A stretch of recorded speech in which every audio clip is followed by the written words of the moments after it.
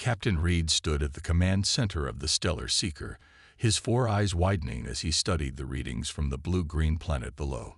The ship's computer had just classified it as a Class 13 Deathworld, the highest and most dangerous rating in the known galaxy. In his 20 years of space exploration, he had never encountered anything above Class 8. "This can't be right," he muttered, his outer skin layer shifting from pale green to a worried yellow. "Run the scan again." Officer Blue, the ship's chief scientist, moved her delicate fingers across the control panel. Her thin frame, typical of their species, seemed to shrink even more as she confirmed the readings. "The computer is correct, Captain.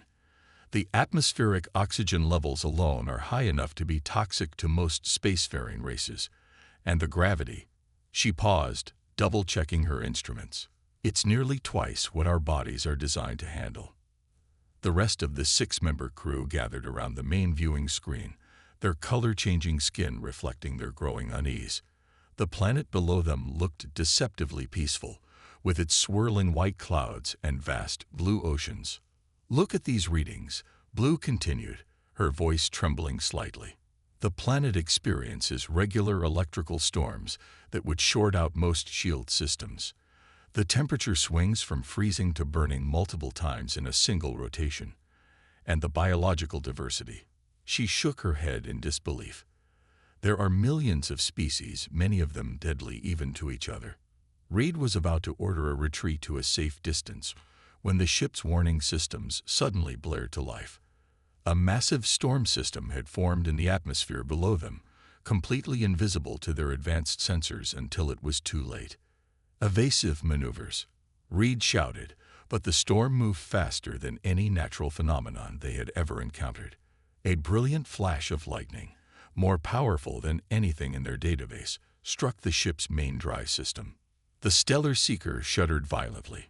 Warning lights flashed across every control panel as systems began failing one after another.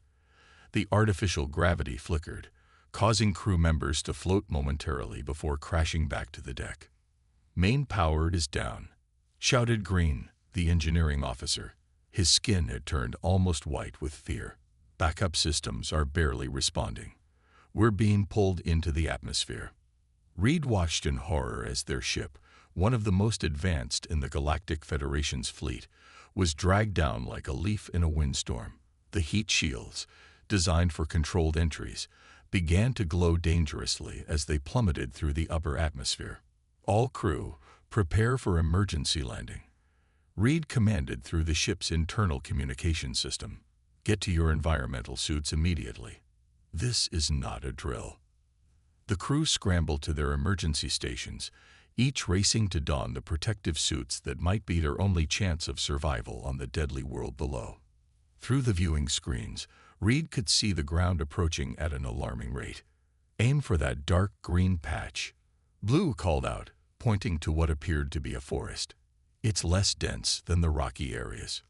The ship's emergency thrusters sputtered to life, giving them just enough control to angle toward the forest.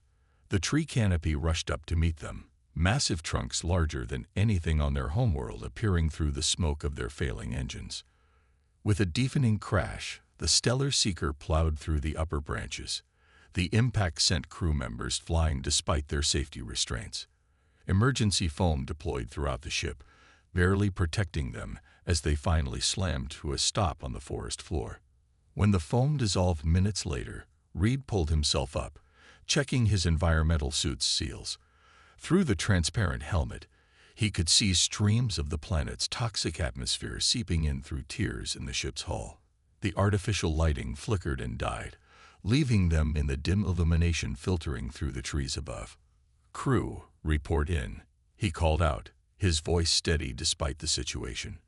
"And whatever you do, don't remove your suits. We've just crashed on the deadliest planet in known space. Our real challenge is only beginning." The first few hours after the crash were the hardest. Captain Reed watched the ship's external sensors struggle to make sense of their surroundings. The readings were so extreme that the devices kept resetting themselves, unable to believe their own measurements. "The air pressure here," Blue said, checking her portable scanner for the 10th time. It's crushing us even through our suits." Her voice shook as she moved carefully through the damaged ship. Every step seemed to require enormous effort under Earth's powerful gravity. The crew gathered in what remained of the main cabin. There were 6 of them when they crashed. Now they huddled together, their environmental suits the only thing protecting them from Earth's lethal atmosphere. Through the broken hull, they could see strange creatures flying between the trees, their wings catching the alien sunlight. Those small flying things, green pointed through a crack in the viewport, they're moving so fast in this gravity. How is that even possible? A loud crack of thunder made them all jump. Rain began to pour down, hammering against their ship's hull with enough force to dent the metal. On their homeworld, rain fell as a gentle mist. Here, each droplet hit like a tiny missile. "We need to check the outer damage," Reed said, knowing it had to be done. "Gray, you're our best engineer. Come with me." The 2 of them made their way to the airlock. The ship's computers screamed warnings as they prepared to step outside. Dangerous oxygen levels, extreme temperature, unsafe radiation from the yellow sun overhead. They ignored the warnings. They had no choice. As they stepped onto Earth's surface, their suit sensors went crazy. The gravity pulled at them like invisible hands trying to drag them down. Each step was a battle. They had only moved a few meters when Gray stopped suddenly. "Captain," Gray's voice crackled through the radio. "Something's wrong with my suit." "There's a small tear." His voice trailed off as he looked down at his arm. A tiny insect had landed there, its stinger piercing through the suit's protective layer. Reed watched in horror as Gray's skin turned from its normal pale green to a sickly brown. The Earth creature's venom was attacking his system. Within seconds, Gray collapsed. By the time Reed reached him, he was gone. "No, no, no," Reed whispered, dragging Gray's body back toward the ship. But before he could reach it, he heard another scream from inside. Through the broken viewport, he saw White, their medical officer, clutching his throat. White had been checking a damaged section of the ship when microscopic Earth organisms, something the humans would call bacteria, had found their way through a crack in his suit. His immune system, evolved for the sterile environments of space, had no defense against Earth's aggressive microbes. In less than 1 Earth day, they had lost 2 crew members, not to any great predator or obvious danger, but to a simple insect and invisible bacteria. Reed felt his skin shift to the deep blue of morning as he made it back inside. "Listen to me." He gathered the remaining crew. "Everything on this world is lethal to us. Everything. The gravity can break our bones. The oxygen can poison us. Even the smallest life forms can kill us in seconds. We must be more careful." "The humans," Blue said quietly, checking her scanner again. "The readings show settlements nearby. How do they survive here? How can anything survive here?" "I don't know," Reed replied, watching another group of insects buzz past the ship. "But until rescue comes, we need to learn. And we need to stay hidden. If the tiny creatures on this world can kill us so easily, imagine what the dominant species could do." Night began to fall outside, bringing new sounds and dangers they couldn't even imagine. The 4 surviving crew members huddled in the most secure part of their ruined ship, knowing that every second on this world was a fight for survival. And this was only their first day on Earth. 3 days after the crash, the remaining crew members of the Stellar Seeker heard strange sounds coming through the forest. They had learned to fear every new noise on this deadly world, but these were different. Rhythmic thuds accompanied by something even more terrifying. Voices. "Everyone, hide," Captain Reed whispered through their suit radios. "Power down all equipment except life support." The 4 survivors quickly moved to their practiced hiding spots. After losing 2 crew members, they had gotten very good at concealment. Through gaps in the ship's damaged hull, they watched and waited. The voices grew louder. Then, through the trees, they appeared. Humans. 5 of them, walking casually through the lethal environment, as if it was nothing. The aliens watched in stunned silence. "Look at them," Blue whispered, her scientific curiosity overwhelming her fear. "They're exposed to the raw atmosphere. No protection at all." The humans were wearing what appeared to be thin artificial skins in various colors, carrying small packs on their backs. They walked upright on two legs, their movements confident and strong despite Earth's crushing gravity. One of them was drinking water, actual Earth water, from a clear container. "That liquid would dissolve our organs in seconds," Officer Red commented, his skin shifting between yellow fear and green amazement. "They drink it like it's nothing." The humans stopped in a small clearing near the hidden ship. The aliens watched as one human pulled out some kind of device and held it up to the sky. "No signal out here," the human said, its voice easily carrying through the air. "Told you we should have stuck to the main trail." Another human laughed, a sound that made the alien's skin ripple with instinctive fear. "That's the whole point of hiking, Tom. Getting away from everything." Reed's translator was working overtime trying to process their language. The aliens watched in horror as one of the humans casually swatted at a flying insect, the same kind that had killed Gray with a single sting. "These beings," Red whispered, "they're not just surviving here. They're completely adapted to this death world. Look at their muscle density under this gravity. Look at how they breathe that toxic air." As if to emphasize his point, one of the humans stretched, its muscles flexing visibly. Even through their protective suits, the aliens could tell that these creatures were incredibly strong. In Earth's gravity, that strength would be devastating. "Their bodies," Blue added, scanning quietly. "They're hot. Nearly hot enough to burn us on contact. Their internal temperature would kill any normal species."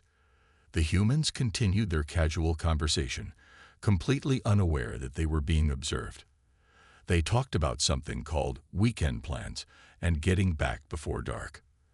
They acted as if they weren't standing on the deadliest planet any of the aliens had ever encountered.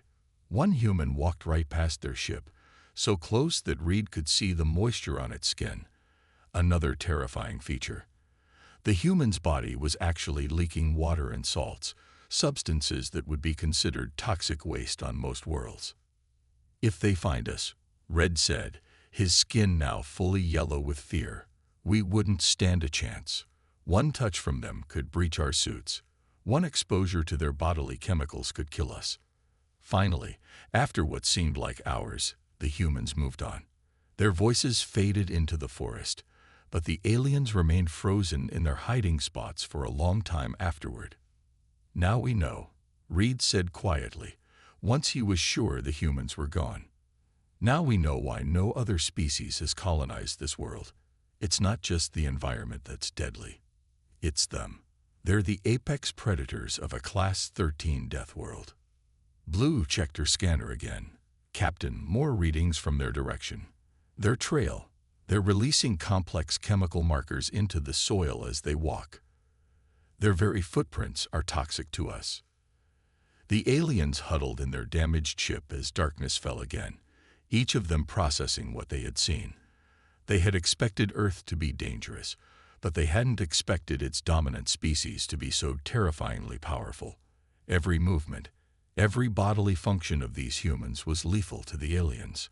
And somewhere out there, in the darkness, there were millions more of them. A week had passed since their encounter with the humans. Captain Reeves stood at the edge of their ship's shadow, watching Blue conduct another series of tests on Earth's deadly environment. Their supply of breathable air was running low, and the ship's distress beacon wasn't strong enough to penetrate the thick atmosphere. "The signal's too weak," Red said, adjusting the communications array. "We need to get to higher ground if we want any chance of rescue." His skin flickered between green frustration and yellow worry as he worked. Blue carefully collected samples using their last working probe. "Captain, I've been studying the local organisms. Some of them might help us survive longer." She pointed to a tall wooden structure nearby, what humans would call a tree. "These plants release oxygen as a waste product. It's what makes the air so toxic. But they also provide cover from the deadly solar radiation. Reed watched as a small earth creature, a squirrel, ran up one of these trees. It moved with incredible speed, completely unaffected by the crushing gravity. The aliens had learned to stay absolutely still when local wildlife appeared. Even the smallest animals here could easily damage their protective suits. "Look at this," Blue continued, her scientific curiosity overtaking her fear. She pointed to her scanner. "The humans have marked trails through this area. They use them for something called recreation. But these paths might help us. They're clearer, with fewer dangerous organisms." Just then, they heard the distinct sound of human voices in the distance. The three aliens quickly retreated into their ship, where Black, their navigation officer, was monitoring the surroundings. "More humans passing by," Black reported. "They're carrying smaller humans with them this time." Through their viewports, they watched as a human family walked past. Two large humans were helping a smaller one, a child, climb over fallen trees and rocks. They were all laughing, completely at ease in conditions that would kill most spacefaring species instantly. "Their young are already stronger than we are," Reed observed. "Look how they help it adapt to these conditions. They're teaching it to thrive here." Blue's scanner beeped quietly. "Captain, I've mapped the human trails in our area. There's a path that leads up to elevated ground, what they call a mountain. If we follow it at night, we might be able to reach a height where our distress signal could work." Reed considered their options. Their supplies wouldn't last much longer, and they'd learned that staying in one place was dangerous. Earth's microscopic life forms were constantly trying to find ways through their suits' defenses. "We'll need to move carefully," he said. "Every step needs to be planned. One mistake, one tear in our suits." He didn't need to finish the sentence. They all remembered what happened to Gray and White. Blue pulled up a holographic map of the area. The humans marked their trails with colored symbols. They even rate them by difficulty. "This one," she pointed to a line leading up the mountain, "they call easy. Though for us, in this gravity, for us, it will be like climbing a vertical wall while carrying our own weight twice over," Black finished. "But we don't have a choice." Reed looked at his remaining crew. They were tired, scared, but still alive. They had survived a week on the deadliest known planet in the galaxy.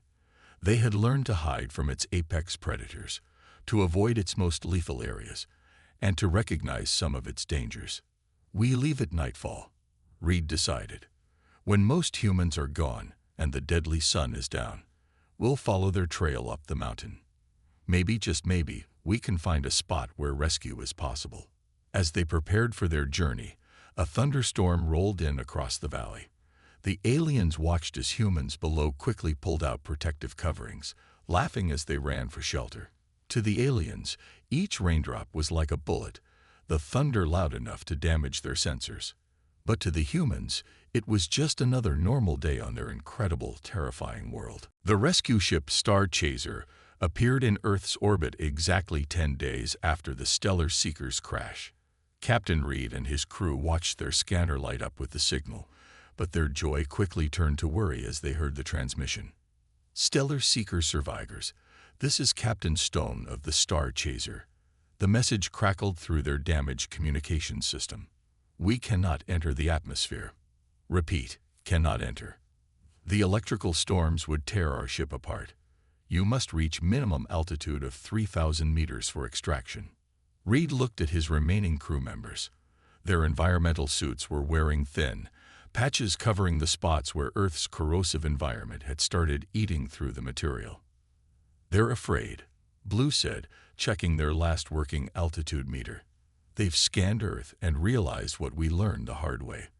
This planet is a death trap." Black pulled up their makeshift map, created from stolen glimpses of human hiking guides. "The nearest suitable point is here." He pointed to a mountain peak. "The humans call it Mount Wilson. They climb it for fun." His skin turned a deeper yellow at the thought. "For fun," Red repeated, his voice filled with disbelief. "These humans treat a deadly vertical climb in crushing gravity as entertainment." Through their viewport, they could see the mountain looming in the distance, Even from here, they could spot the tiny figures of humans moving up and down its slopes, carrying small packs, talking, and laughing as if they weren't scaling a lethal height. "Captain Stone," Reed transmitted back, "understood. We will attempt to reach extraction point, but be warned, the natives of this world are incredibly dangerous. Do not, under any circumstances, let them detect your presence." The response came back broken and static-filled. "Understood. We've observed their orbital satellites and primitive space vessels, how they survive launching those steel containers through this atmosphere." The transmission cut off in a burst of static. "We have 48 Earth hours," Reed told his crew. "That's how long the Star Chaser can maintain orbit before the planet's radiation affects their systems." He looked at their supplies. "Our suits have maybe 30 hours of air left. It's now or never." They spent the next hour preparing. Blue had rigged their scanners to detect human presence, though the devices struggled to handle the multitude of life signs on this overwhelming world. Red had reinforced their suit joints with the last of their repair materials. "The humans usually leave the mountain when their sun sets," Black reported, studying the patterns they'd observed. "Something they call park closing time. That's when we move." As they waited for darkness, they watched more humans arrive at the mountain's base. These ones wore different clothes, uniforms with badges. Reed's translator picked up fragments of their conversation about rescue training and emergency protocols. "They're practicing saving lives in these conditions," Blue said, amazed. "They purposely go into dangerous situations just to learn how to help others survive them." The sun finally began to set, painting the sky in colors that would be lethal on their homeworld. The uniformed humans packed up their equipment and left, their powerful vehicles easily handling the rough terrain. "Move out," Reed ordered. "Remember your training. Every step must be checked. Every movement must be careful. The slightest tear in our suits, the smallest exposure to this world's air, and we die." The 4 aliens emerged from their hidden ship, their bodies fighting against Earth's gravity with every step. Above them, somewhere past the thick, toxic atmosphere, the Star Chaser waited. But between them and rescue lay 3,000 meters of vertical climb in one of the most dangerous environments in the galaxy. "Stay alert," Reed warned as they approached the trail's start. "We've survived 10 days in this place. We only need to survive 2 more." But as he looked up at the mountain, its peak hidden in clouds that could kill them with a single lightning bolt, he wondered if they were attempting the impossible. The night air burned with cold as the 4 aliens made their way up the mountain trail. Every step was agony under Earth's crushing gravity. Captain Reed checked his suit's oxygen levels again. 26 hours remaining. They had to reach the extraction point before dawn. "Movement ahead," Black whispered through the radio. His scanner showed multiple small life forms crossing their path. The aliens froze, watching as a group of Earth creatures, deer, walked past them in the darkness. "Even their herbivores are giants," Blue commented, her scientific curiosity still active despite their desperate situation. "Look at the muscle mass they need just to walk in this gravity." They continued climbing, using their helmet lights on the lowest setting to avoid detection. The trail that humans casually jogged up during daylight hours was a nightmare for them. Each rocky step threatened to tear their already damaged suits. "Captain," Red called out softly, "storm approaching." The scanner showed a massive weather system moving toward them. On this mountain, with their metal equipment, they would be perfect targets for Earth's deadly lightning. Reed looked around frantically. There, he pointed to a dark opening in the rock face. "A cave. We need shelter now." They barely made it inside before the storm hit. The thunder was deafening, so loud their suits' audio systems had to shut down to prevent damage. Lightning lit up the cave entrance like explosions, each flash revealing more of the cave's interior. "Looks like humans used this cave too," Blue said, pointing to some old fire remains. "But why would they make fire? Their bodies are already so hot." A new sound made them all freeze. Through the storm's fury, they heard rocks sliding somewhere deeper in the cave. Their lights revealed a large earth predator, a mountain lion, staring at them with reflective eyes. "Nobody move," Reed whispered. "Our suits can't handle those claws." The creature watched them curiously. To their horror, it began moving closer, drawn by their lights and strange appearance. They backed away slowly, but the cave wall stopped them. The predator was between them and the only exit. Suddenly, the mountain lion's head snapped up, looking past them. It turned and quickly disappeared deeper into the cave. Moments later, they heard human voices coming up the trail despite the storm. "The emergency beacon went off up here somewhere," a human voice said. "Keep looking." Humans? In this storm? Red's skin turned pale yellow with fear. How can they even see? They pressed themselves against the cave wall as lights swept past the entrance. The humans were wearing bright orange suits, not environmental protection, the aliens realized, but just water protection. They walked confidently through the storm that had the aliens terrified. "These humans," Blue whispered in awe. "They'd venture out in deadly conditions just to look for others who might be in trouble. They're not just surviving here, they're protecting others from this world's dangers." The searchlights and voices eventually moved away, but the aliens remained frozen in place. The storm raged on outside, lightning continuing to illuminate the cave in bright flashes. "Our suits can't take much more of this," Black reported, checking their systems. "The humidity is corroding the outer layers." Reed looked at his crew. They were exhausted, their bodies strained from fighting Earth's gravity. The climb had only taken them a quarter of the way up, and they'd already used 5 hours of their remaining air supply. "We rest here," he decided, "just until the storm passes. Then we have to move faster." He didn't say what they all knew, that faster might not be possible in their weakened condition. The mountain that humans treated as a weekend hiking spot had become their greatest challenge yet. As if to emphasize their situation, a thunderclap shook loose rocks from the cave ceiling. On their homeworld, such tiny pebbles would float harmlessly down. Here, they hit with enough force to leave dents in the cave floor. The aliens huddled together, watching the entrance, praying to survive just one more night on this terrifying world. Dawn was approaching as the 4 aliens reached the final stretch of their climb. Their suits were failing, patches barely holding against Earth's corrosive atmosphere. Captain Reed checked their oxygen supply. Less than 3 hours remained. "The extraction point is just ahead," Black gasped, each word a struggle in the thin air. Even with their suits' support, the altitude was affecting them severely. 500 meters to go. They had climbed through the night, their bodies pushed far beyond their normal limits. The morning sun was beginning to paint the sky in deadly radiation that their weakened suits could barely block. "Movement below," Red warned, his scanner beeping softly. A small human, moving fast up the trail. Before they could hide, a young human child appeared around the bend. The small human stopped, staring at them with wide eyes. The aliens froze. Their suits' camouflage systems had failed hours ago. To their shock, the child didn't scream or run. Instead, it smiled and spoke quietly. "Are you aliens?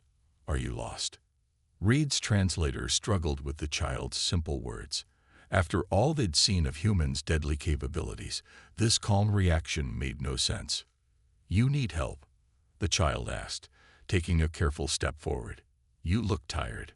"My dad's a ranger. He helps lost people on the mountain." Lou's scientific curiosity overcame her fear. "The small human shows concern for our well-being, Captain. Despite being able to easily destroy us, it wants to help."